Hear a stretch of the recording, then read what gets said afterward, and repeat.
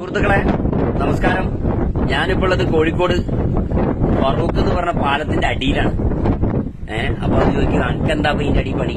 ഞാനിങ്ങനെ ജോലിയൊക്കെ കഴിഞ്ഞു വന്നാല് നമ്മുടെ നാട്ടിലുള്ള നിർമ്മിതികളൊക്കെ ഒന്ന് ചെക്ക് ചെയ്യും. ഇനി ആരും ഇതിനെ ഏൽപ്പിച്ചില്ല. പക്ഷെ ഒരു പൗരൻ എന്ന നിലയ്ക്ക് ഞാൻ ഇതൊക്കെ ചെയ്യലുണ്ട്.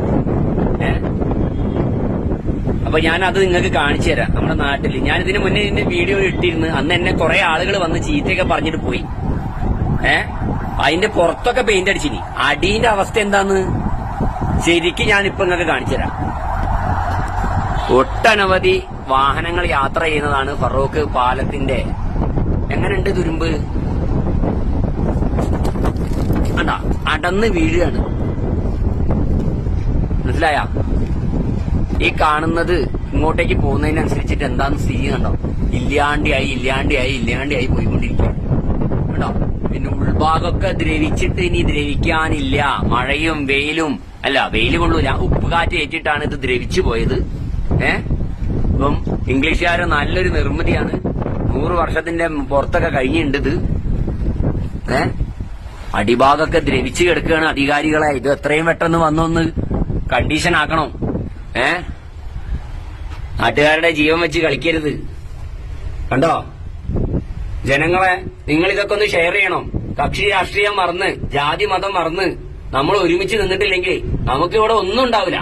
ഇക്കോലത്ത് പോയാല് ഇതുണ്ടോ, ഒരു നെട്ടാണ് ഈ കാണുന്നത് ദ്രവിച്ചിട്ട്. ഇതാ തുരുമ്പിടിച്ചെടുക്ക കേട്ടോ. ഞാൻ കളവ് പറയില്ലല്ലോ, നിങ്ങൾക്ക് കണ്ട് കാണില്ലേ? മൊത്തം ദ്രവിച്ചെടുക്കാണ്. ഇതാ അടിഭാഗമൊക്കെ ഓട്ടയാണ്.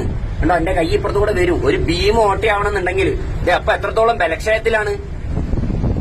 തകർന്ന് വീഴുന്നതിന് മുൻപ്, ആളുകൾ മരണപ്പെടുന്നതിന് മുൻപ് ഇതൊക്കെ വന്നൊന്ന് ക്ലിയർ ചെയ്യണം.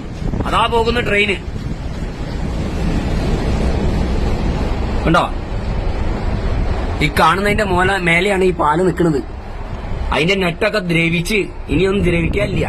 ഇതിന്റെ ഭീം ഉള്ള പാലത്തിന്റെ അതൊക്കെ പിന്നെയും കുറച്ചെങ്കിലും ഉണ്ട്. കേട്ടോ, എന്താ ഇപ്പൊ ഇതിന്റെയൊക്കെ അവസ്ഥ? ഇവിടെയുള്ള ഉദ്യോഗസ്ഥരൊക്കെ എവിടെയാണ്? ഉറങ്ങുക. നിങ്ങൾ സർക്കാരിനെ തെറ്റിദ്ധരിപ്പിക്കുകയാണ്. ഇതൊക്കെ വളരെ കണ്ടീഷനാന്ന് പറഞ്ഞിട്ട് സർക്കാർ നിങ്ങളെ മാസാമാസം ശമ്പളം തന്ന് തീറ്റി പോറ്റുന്ന ഇതൊക്കെ വന്നൊന്ന് നോക്കാനാണ്. അല്ല, നിങ്ങളോട് ഉറങ്ങിക്കിടക്കാനല്ല പറയുന്നത് സർക്കാർ. ജനങ്ങളുടെ ജീവനും സ്വത്തിനും വില കൽപ്പിക്കണം. ഇതൊക്കെ കണ്ടോ, ഒരു മെയിൻ പാലത്തിന്റെ